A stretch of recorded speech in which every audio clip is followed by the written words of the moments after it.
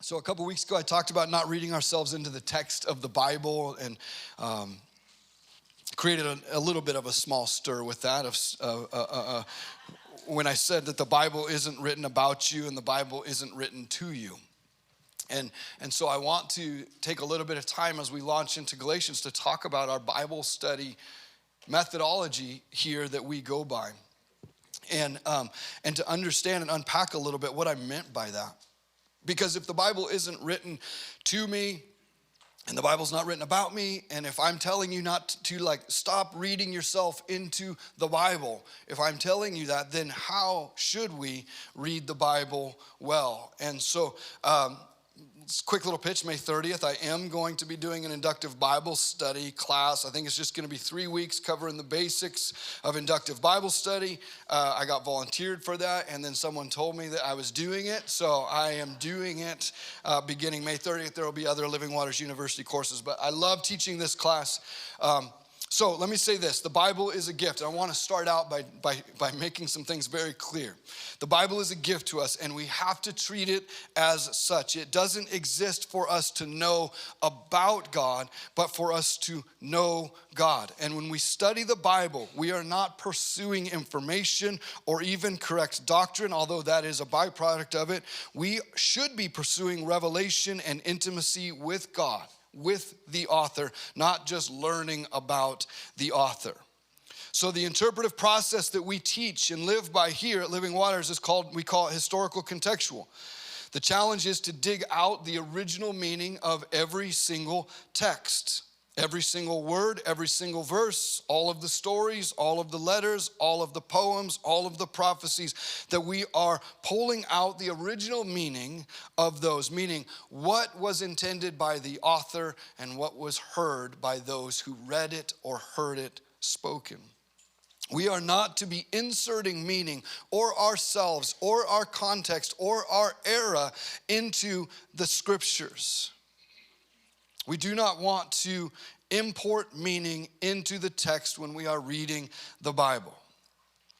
And we do not want to read ourselves as the central perspective.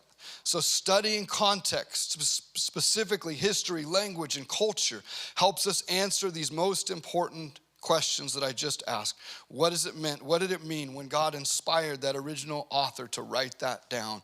And what did it mean when they heard it or read it originally?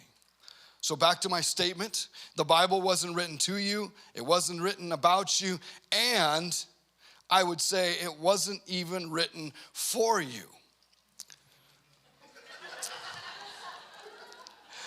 I would go further though and say it was preserved and protected and compiled and translated faithfully over generations for us to learn about and know God as he reveals himself through Jesus. And therefore, how we should live and walk out our faith, our belief and allegiance to Jesus and his way. So was the Bible written for us, to us, or about us? Arguably, no. Was it preserved, protected, and translated and brought to us by the power of God in a miraculous way for us today to know Jesus? Absolutely.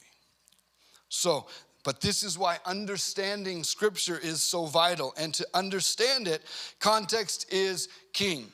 The number of times that my Bible college professor, Larry Powers, would say context, context, context, context, and we'd be in class, we'd be like, context, context, context. Context is king when we are studying the Bible, and whether that is a professor, whether that is an academic, whether that is a pastor, whether that is a leader, whether that is you and I on our couch in the evening or in the morning trying to glean out of Scripture, context is king. So we have to understand where the Scripture is coming from. There is one meaning. We would like to believe and try to understand that there is one meaning. We may not always get there, and that is okay. That is where humility comes into the journey. But an author wrote something down. Just as you write a text to someone and they get upset with you and go, I don't like what you said to me, because you meant this and this and this. And you go, that is not at all what I meant. Why? Because you are the author of the text and you know what you meant, unless you're gaslighting them and then it's just changing. That's totally not what I meant. What I meant was you're awesome. You just couldn't read it right. But do you understand that when you send a letter, write a text, put something to an email to a coworker, you know what you mean by that. And so while we are wrestling with the learning and the resources and the tools that we have, we also understand and believe that God had an intent when he inspired that author, and that author had an intent in his own personality and his own understanding of God and his own journey and his own life to write that down with a meaning. And so we want to strive not for perfection in that, but we want to strive for that as the target of going, okay, every scripture, every story, it's in there and preserved for a reason, and we want to find out what it is.